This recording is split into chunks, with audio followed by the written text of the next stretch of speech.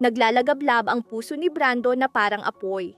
Ang kalupitan ni Miguelito laban sa kanyang anak at ang paulit-ulit na pananakit kay Rocky Boy ay dinurog ang kanilang dangal. Hindi na niya kayang tiisin pa.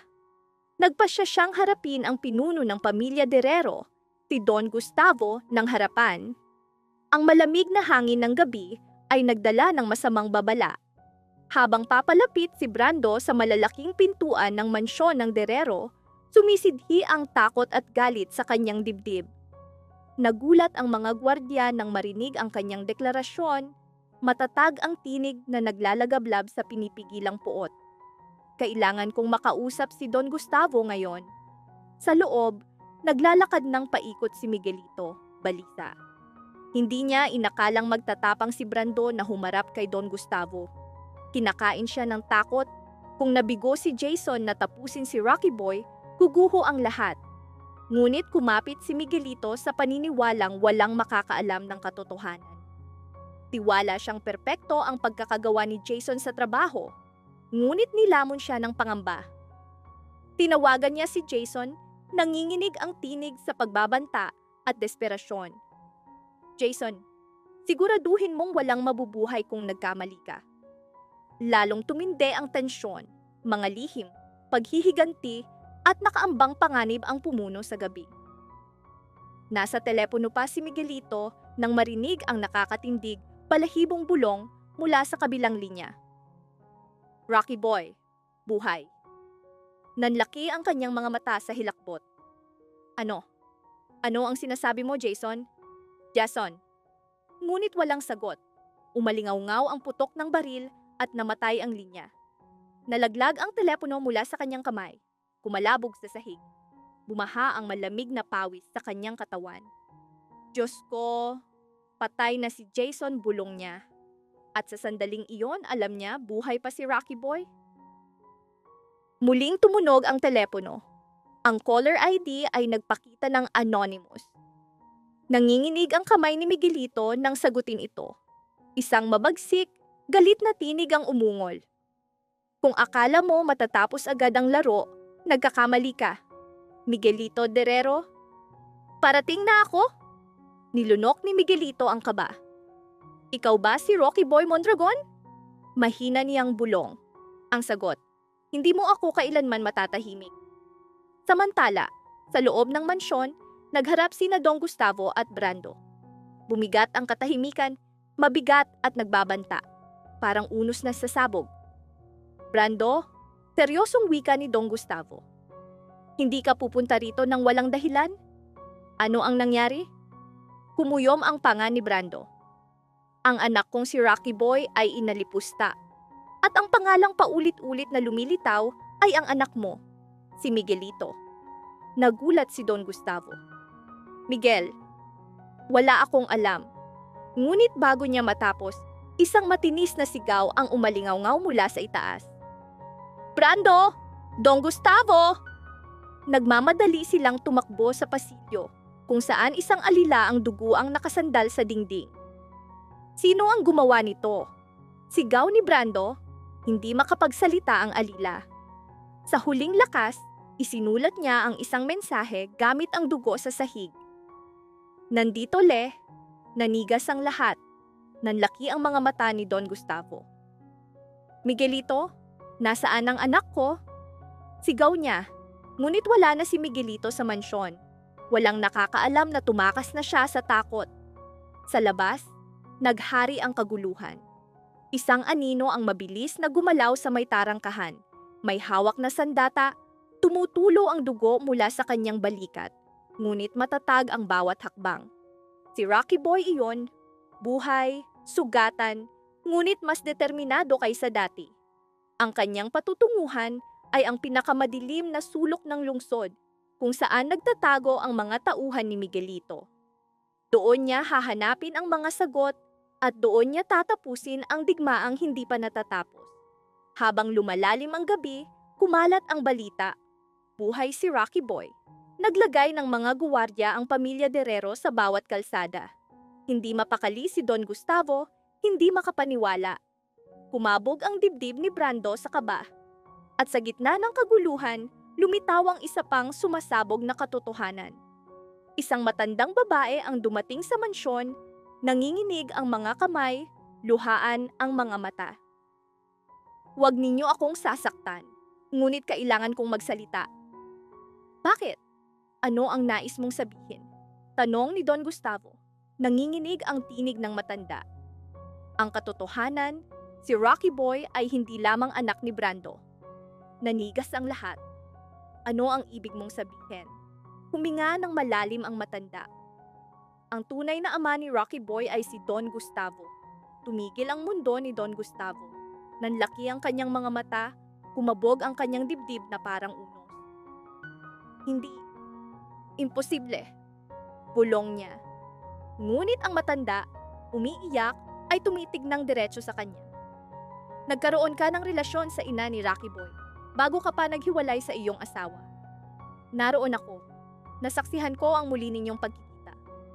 Napasuray si Brando na parang tinamaan ng kidlat. Don Gustavo, ano ang ibig sabihin nito? Hindi na nakapagsalita ang matanda. Ngunit sapat na ang kanyang mga salita upang yumanig ang lahat. Nayanig ang pundasyon ng dalawang pamilya. Sa labas ng mansyon, nakatayo si Rocky Boy sa dilim. Nakatitig sa malayong liwanag, bumulong. Panahon na para malaman ng lahat ang katotohanan. Samantala, hindi alam ni Miguelito na kumukulo na ang galit ni Brando. Muli niyang hinarap si Don Gustavo ng direkta. Pagpasok sa mansyon, ramdam niya ang lamig ng takot at tensyon. Hindi ito ang unang pagkakataon na humarap siya kay Don Gustavo. Ngunit ngayong gabi ay iba. Naglalagablab ang kanyang mga mata at ang kanyang tinig ay puno ng pinipigilang puot. Don Gustavo, mariin na wika ni Brando, nanginginig ngunit matatag. Kailangan nating mag-usap. Ngayon, tumingala si Don Gustavo mula sa kanyang mabigat na upuan. Ang kanyang tindig ay parang tigre na ginambala sa kanyang teritoryo. Brando, nararamdaman kong may unos sa iyong hininga. Ano ang nangyari? Mabigat ang hakbang ni Brando. May sinabi ang anak kong si Rocky Boy. At naniniwala akong sangkot ang anak mo. Lalong bumigat ang katahimikan. Napahinto ang mga guwardiya sa paghinga. Sa sulok, napatigil si Miguelito, pilit na nagpapakalma, ngunit ang kanyang nanginginig na tinig ay nagbunyag ng kanyang takot. Hindi ko alam ang sinasabi mo, pautal na wika ni Miguelito, marupok ang kumpiyansa. Huwag mo akong linlangin, sigaw ni Brando, sabay hampas ng kanyang kamay sa mesa. Umalingaw-ngaw ang tunog sa buong bulwagan. Dahan-dahang tumayo si Don Gustavo. Mabigat ang bawat hakbang. Miguelito? Totoo ba ito? Kinagat ni Miguelito ang kanyang labi. Papa, hindi ko alam. Sa sandaling iyon, isang kakilala ang nagmamadaling pumasok sa tahanan ng Guerrero, puno ng takot ang mukha. May mabigat na problema. Magkita tayo sa susunod na video. Mag-subscribe kayo lahat, i-like ang video, at manatiling nakaantabay. Sa loob ng mansyon, nagbago ang lahat. Dumating ang balita, isang evacuee na kanilang pinakain ay patay na. Kumalat ang ulat na parang basag na salamin. Matalim, mabilis, walang awa. Napasinghap si Don Gustavo, mahigpit na hinawakan ng upuan hanggang halos mabasag ang kahoy. Tumilim ang mukha ni Brando sa galit. Nagkatinginan ang mga guwardiya, alam nilang paparating ang unos at hindi nila ito mapipigilan. Paano? Bakit? Dahan-dahang lumingon si Don Gustavo kay Miguelito. Lalong bumigat ang kanyang tingin sa bawat segundo. Hirap huminga si Miguelito.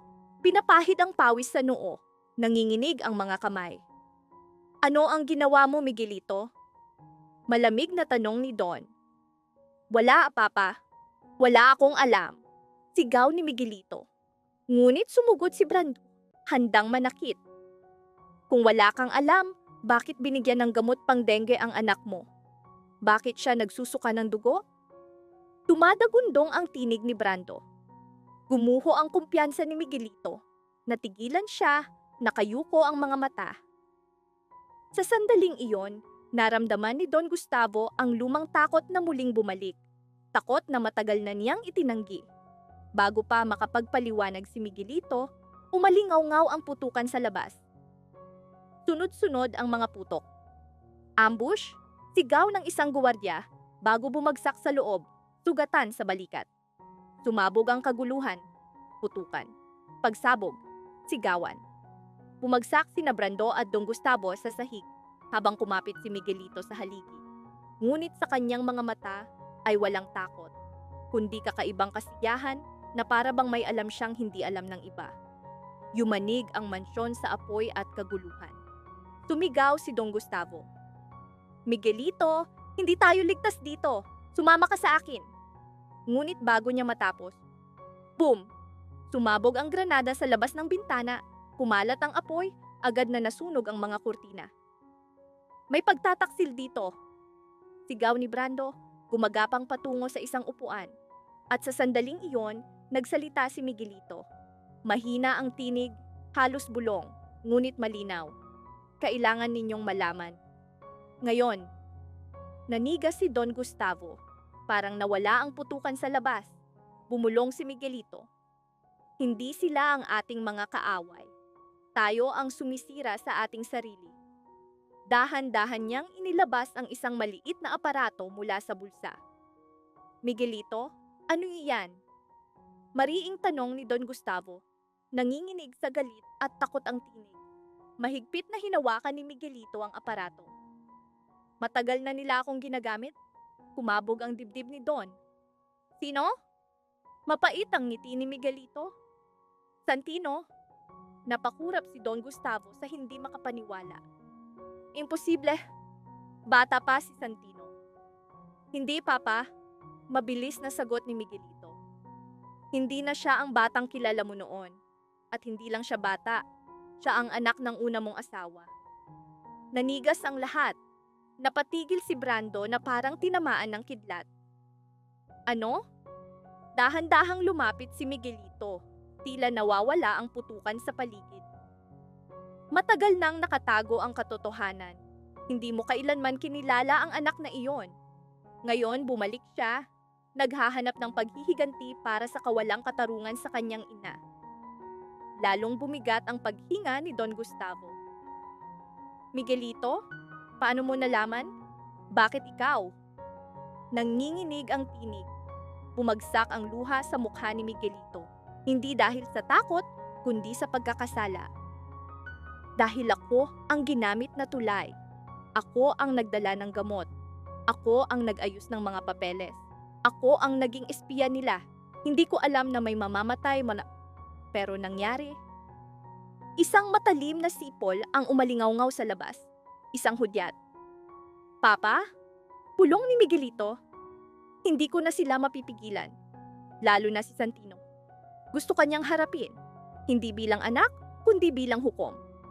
Bago pa makasagot si Don Gustavo. Boom! Sumabog ang malalaking pinto ng mansyon. Mula sa usok lumitaw ang aninong matagal nilang itinuring na chismis, alamat. Ngunit ngayong gabi, totoo siya. Matangkad, nakaitim, may peklat sa kaliwang mata, may mga armadong lalaki sa likuran. Santino. Bulong ni Brando sa gulat. Nakatitig si Santino kay Don Gustavo, malamig at matatag. Huwag kang matakot, hindi ako narito para pumatay. Napabuntong hininga si Don Gustavo, ngunit ngumisi si Santino. Ni hindi rin ako narito para magpatawad. Habang itinataas ang kanyang kamay, isang puwersa ang sumalakay mula sa likuran ng mansyon. Putukan, sigawan, bumagsak ang kisame, yumanig ang bulwagan. Dalawang puwersa sabay, sigaw ni Brando. Sa gitna ng kaguluhan, nakita ni Miguelito ang isang mukha sa pangalawang grupo. Isang mukhang akala niya'y matagal nang patay. Kaya, pulong niya, ang lalaking akala'y nalunod 6 na taon na ang nakalipas, lumapit na may hawak na baril. Miguel, matagal kitang hinintay. Ngayon panahon na para ilantad ang katotohanan. Anong katotohanan? Sigaw ni Brando.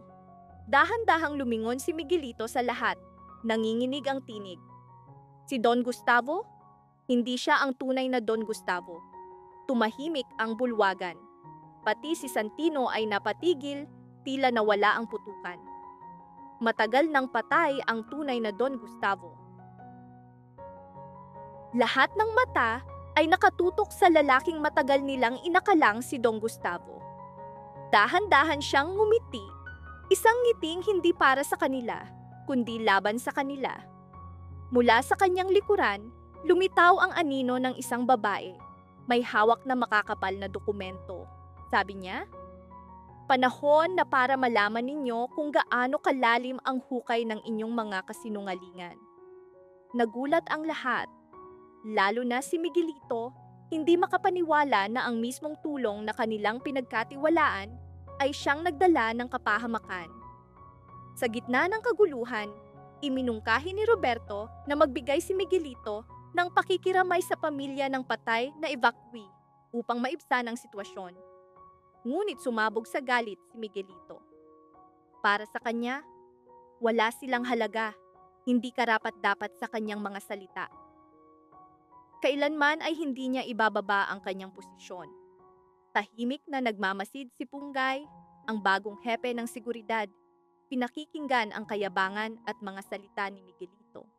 Kumindat si Roberto sa kanya na manatiling tahimik upang hindi na lumala pa ang sitwasyon. Sa sandaling iyon, natagpuan ni Tanggol ang sugatang si Rocky Boy.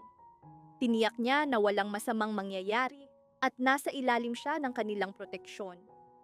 Nang tanungin ang kanyang pangalan, nag-atubili si Rocky Boy bago ipinakilala ang sarili bilang Bernard Aguil. Ngunit sa kanyang kalooban ay naglalagablab ang apoy ng paghihiganti. Hindi niya malilimutan na minsang sinaktan siya ni Tanggol. Tahimik siyang nanumpa na balang araw ay maghihiganti siya sa mas nakakatakot na paraan. Pagkaalis ni Tanggol, pinalibutan si Bernard ng kanyang mga kasama. Iminungkahi nilang dalhin. Walang pag-aalinlangan sinundan ni Tanggol ang anino ni Pungay sa isa pang eskinita. Sa wakas, nakarating sila sa ligtas na lugar. Bumagsak si Tanggol, mahigpit na yakap ang sanggol, nanginginig. "Salamat," hingal niya. Ngunit walang ginhawa sa mukha ni Pungay. "Sir, hindi ito aksidente. Hindi pumalya ang preno ng ambulansya. May nag-hack sa sistema. May gustong kumuha sa batang ito." Nanlamig ang dibdib ni Tanggol. "Sino? At bakit isang bata?" Mariin niyang tanong. Sumagot si Pungay. "Hindi ko pa alam. Ngunit isang bagay ang tiyak. Ang batang ito ay konektado sa pamilya Roberto." Napatigil si Tanggol. "Ano? Imposible. Kung gayon, bakit nasa ambulansya ang sanggol?" Bago makasagot si Pungay, kumalabog ang kanyang earpiece. "Copy?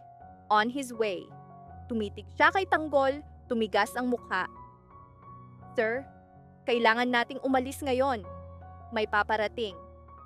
Samantala, sa loob ng mansyon ng Roberto, nagbukas ng bagong kabanata. Sa gitna ng kaguluhan, bumulong sina Roberto at Miguelito sa isa't isa. Nanginginig si Miguelito sa galit. "Hindi ko sila kakausapin. Wala akong ipapakitang simpatya." Mariin ang tinig ni Roberto. "Kung gayon, dito nagtatapos ang ating pagkakaibigan. Hindi ko tatanggapin ang kayabangan mo." Nagulat si Miguelito. Hindi pa niya naririnig ang ganitong mga salita.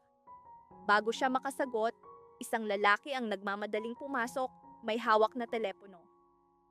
"Sir Roberto, kailangan ninyong makita ito. Breaking news." Sa screen, lumabas ang footage ng sumabog na ambulansya. Ipinahayag ng reporter. May nawawalang bata, posibleng konektado sa isang sindikatong kriminal. Napahinto si Roberto, nanlamig ang mga kamay. "Isang bata?" Bulong niya. "Imposible ba iyon, sir?" Tanong ni Miguelito. Ngunit walang sagot si Roberto. Tumayo siya, namumutla. "Nakita ko na ang batang iyon, sa nakatagong bodega." Biglang sumugod si Tanggol, mahigpit na yakap ang sanggol. Pungay, sabihin mo, ano ang koneksyon ni Roberto? Nag-atubili si Pungay? Sir, sana mali ang impormasyon. Ngunit ayon sa mga mensaheng na intercept, ang batang ito ay anak ng isang nawawalang babae. Nanlamig si Tanggol. Ano? Bago pa makapagsalita ang iba, bumukas ang mga pinto. Pumasok si Rocky Boy, Bernard, nakasuot ng bagong jacket, balot ng benda, may dalawang armadong lalaki sa tabi. Ngumisi siya. Matagal na tayong hindi nagkita, Tanggol. Mas mahigpit na niyakap ni Tanggol ang sanggol. Lumapit si Bernard. Narito ako para kunin ang bata at tapusin ang hindi ko natapos noon. Mabilis na bumulong si Pungay. Sir, hindi siya ang tunay na target. Hindi ang ambulansya, kundi ang bata. Tumawa si Bernard. Tama.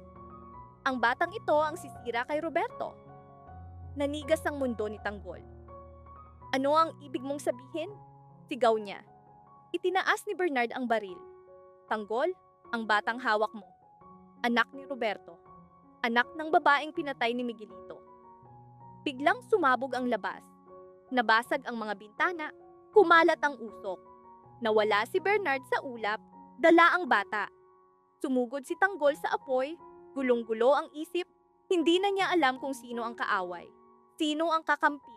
O bakit ang maliit na batang ito ang naging sentro ng isang digmaan.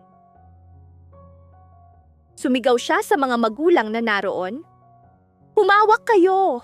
Para mabuhay, tumalon kayo! Inuna niyang iligtas ang mag-asawa. Buong pananagutan sa bata ay iniako niya. Nakaligtas ang mag-asawa sa kalsada, ngunit nanatili si Tanggol sa loob ng nagliliyab na ambulansya, mahigpit na yakap ang sanggol. Buong desperasyon niyang sinubukang iligtas ang bata bago bumangga ang sasakyan. Sa labas, kaguluhan at pagtatalo ang naghari. Kasabay nito, lalong lumala ang sitwasyon ng pamilya Guerrero. Kumalat ang balitang may evacuee na namatay matapos kumain ng kanilang pagkain. Pilit pinoprotektahan ni Roberto ang imahe ni Miguelito, ngunit lumabas ang tunay na ugali ni Miguelito. Mayabang, walang pakialam, handang maliitin ang karaniwang tao. Samantala, sa grupo ni Tanggol, nagising ang sugatang lalaking tinulungan nila, si Rocky Boy, na ipinakilala ang sarili bilang Bernard Edge. Sa kanyang puso, nagbalak siya ng paghihigante, hindi malilimutan ang pahirap na dinanas mula kay Tanggol. Habang sinusubukan ng grupo na tiyakin ang kanyang kaligtasan, sumulpot ang bagong krisis. Isa pang ambulansya, sabotahe ang preno, mabilis na tumakbo nang wala sa kontrol sa kalsada. Agad na kumilos si Tanggol. Hinabol niya ang sasakyan, iniligtas ang mga magulang, ngunit sa loob natiling nakulong ang bata. Mag-isa niyang nilabanan ang lahat upang mailigtas ang sanggol. Sa paligid, kaguluhan ang bumabalot at malinaw ang apoy ng paghihiganti ng mga naapi ng pamilya Guerrero ay lalong naglalagablab. Sumalpok ang ambulansya sa bakal na rehas. Ang malakas na bangga ay yumanig na parang pagsabog. Sa loob, nabigla ang katawan ni Tanggol, ngunit mahigpit niyang niyakap ang bata. Bumagsak ang katahimikan, para bang huminto ang oras. Tanging ang kanyang hingal at iyak ng sanggol ang maririnig. Kaunti pa, bulong niya. Pilit na tinatanggal ang sirang seatbelt at binubuksan ang nakasabit na pinto. Sa labas, nagsisigawan ang mga tao, nagtatakbuhan sa takot. Alam ni Tanggol, sa sandaling ito, hindi lang buhay ng bata kundi kapalaran ng paparating na digmaan ang nakasalalay sa kanyang mga kamay. Nakataas ang mga telepono, live stream ang eksena. Isang tinig ang sumigaw. Muli na namang nagligtas si Tanggol. Ngunit kumalat ang mga tanong, bakit paulit-ulit ang mga aksidente? Sino ang nasa likod ng lahat? Habang kumakalabog ang pinto ng ambulansya, biglang narinig ni Tanggol ang mahinang tunog. Click. Napahinto ang kanyang hininga. Kilala niya ang tunog na iyon. Hindi iyon sirang latch. Isa itong bomba. Agad niyang tinakpan ang sanggol ng kanyang katawan, bulong ng panalangin. Panginoon, maawa ka? Boom! Sumabog ang kontroladong eksplosyon sa likuran ng ambulansya. Umuga ang sasakyan, ngunit hindi ito para pumatay. Isa itong mensahe. Mensahe hindi para sa bata, kundi para kay Tanggol. Dumating ang rescue team, basag ang tinig ni Tanggol. Ilabas ninyo ang bata! Bulong niya. Pinilit ng mga bumbero na buksan ang pinto at nakita ang sanggol na buhay, protektado sa ilalim ng katawan ni Tanggol. Ngunit bago makarating sa ospital, 2 lalaking nakaitim ang sumingit sa karamihan. Siya ba iyon? Bulong ng isa. Hindi pa oras, ngunit alam niyang may nagmamasid. Tumingin ang isa kay Tanggol at ngumiti. Isang pamilyar na ngiti, ang ngiti ni Rocky Boy. Samantala, sa loob ng mansyon ng Guerrero, ibinagsak ni Miguelito ang 2 basong kristal sa dingding, sigaw. Hindi ako kailanman matatalo ng mga pulubi. Ako ay Guerrero. Walang basurang kalye ang makakatalo sa akin. Tahimik si Roberto, pinipigilan ang galit. Ngunit sa bawat pagkakataong nakikita niya ang kayabangan at puot ng anak, lumalaki ang takot sa kanyang puso. Tanggol, kailangan mong makita ito. Sa sandaling ipinakita ni Erica ang litrato, nanigas ang mukha ni Tanggol. Kilala ko ang sulat kamay na ito. Kanino? Tanong ni Erica. Sa kapatid ko, si Arvin, ang akala nating patay na. Gabi. Sa kaibuturan ng gubat, isang nakatagong kampo. Nakatayo ang mga armadong lalaki sa pormasyon. Sa gitna, isang lalaking malamig ang mga mata, may peklat sa pisngi. Si Arvin. Simulan na natin, wika niya. Panahon ng ipaalala sa kanya kung bakit dapat siyang matakot sa atin. Lumapit si Rocky Boy, naglalagablab ang galit sa kanyang mga mata.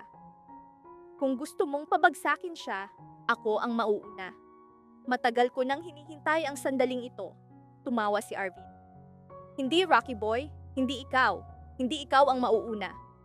Tumigil siya, saka nagdagdag.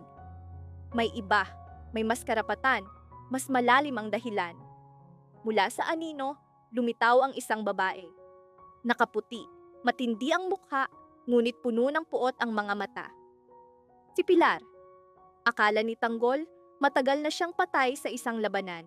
Ngunit ngayong gabi, bumalik siya. Buhay. Naglalagablab sa galit, bumulong si Pilar. Tanggol, hindi pa tapos ang ating laban. Maghihiganti ako at buburahin ko ang lahat. Ang mga mahal mo, ang pangalan mo, ang iyong pamana. Takampo, sa kalaliman ng gabi, biglang natigilan si Erica. Mula sa lumang radyo, narinig ang tinig ni Rocky Boy, isang live broadcast. Hoy Tanggol, minsan mo akong tinapos. Ngayon ako naman ang tatapos sa iyo. Sa sandaling iyon, yumanig ang kampo sa isang napakalakas na pagsabog. Nasa likuran natin sila, sigaw ni Miguelito. Sumabog ang kaguluhan, takbuhan, sigawan, usok sa lahat ng dako. Sa gitna ng kaguluhan, hinablot si Erica ng isang nakamaskara. Bitawan mo ako, sigaw niya. Ngunit nang humarap siya, natigilan. Sa daliri ng lalaki ay isang pamilyar na singsing, ang singsing ni Santino, na nawala ng 2 taon. Walang sagot ang lalaki, tanging bulong. Sumama ka sa akin bago ka nila matagpuan. Lalong dumilim ang gabi. Nilamon ng apoy ang bahagi ng kampo. Nawawala ang bata. Duguan, ngunit matatag. Tumindig si Tanggol. Nasaan ang bata? Sigaw niya. Lumapit ang isang sundalo. Isang babae ang kumuha sa kanya. Nakaputi. Kasama ang lalaking may peklat sa mukha. Gumuho ang mundo ni Tanggol. Arvin. Pilar. Sa malayo, umalingaw-ngaw ang tinig ni Pilar. Kung gusto mong mabawi ang bata, sundan mo kami sa lugar na pinangako mong hindi nababalikan, ang lumang, inabandonang barangay, kung saan namatay ang una mong pamilya. At doon, magsisimula ang pinakamapanganib na kabanata. Isang pagbabalik sa nakaraan, paghihiganting pinatalas ng mga taon. at pagbubunyag ng katotohanang magbabago sa lahat ng kanilang akala. Magkita tayo sa susunod na video. Mag-subscribe kayo lahat, i-like ang video, at manatiling nakaantabay.